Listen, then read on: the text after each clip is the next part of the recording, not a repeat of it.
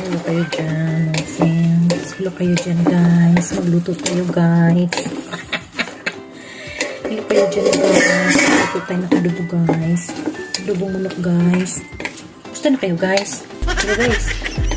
Hello, guys. So, ang una muna, guys, ay atin na itong isang kutsa, guys. Matubig masyado, guys. Pamalun sa ato, guys. Kasunod na siya, guys.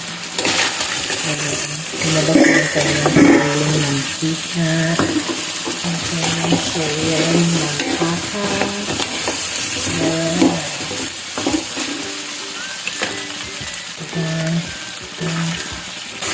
Ito adobo.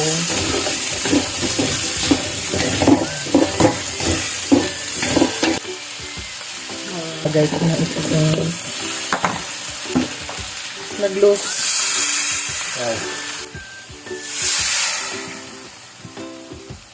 Lemon.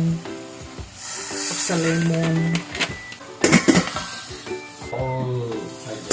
Pinakita ka sa akin ba?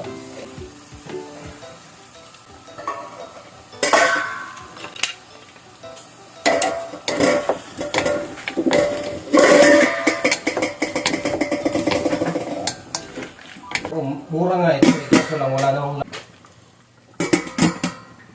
Alright, my friend. Ganun lang kadali ang adobo. Dry na siya, my friend. Ganyan na yung kanyang sauce. And we're good. Ganun lang kadali magawa ng adobo. Adobong manokes. O, diba? Ito ang luto ng tamad. And very, very, very tipid talaga sa mantika, no? Kaya kung wala kayong mantika, my friend, yan ang gawin mo sa chicken. Kasi nagre-release siya ng sarili niyang tumble. Alright. Luto na po yan. So, kailangan lang talaga na sobrang pagkainin. Ibig sabihin, pakuluan mo siya ng mahinang-mahinang apoy. Parang 10 years. Ganun.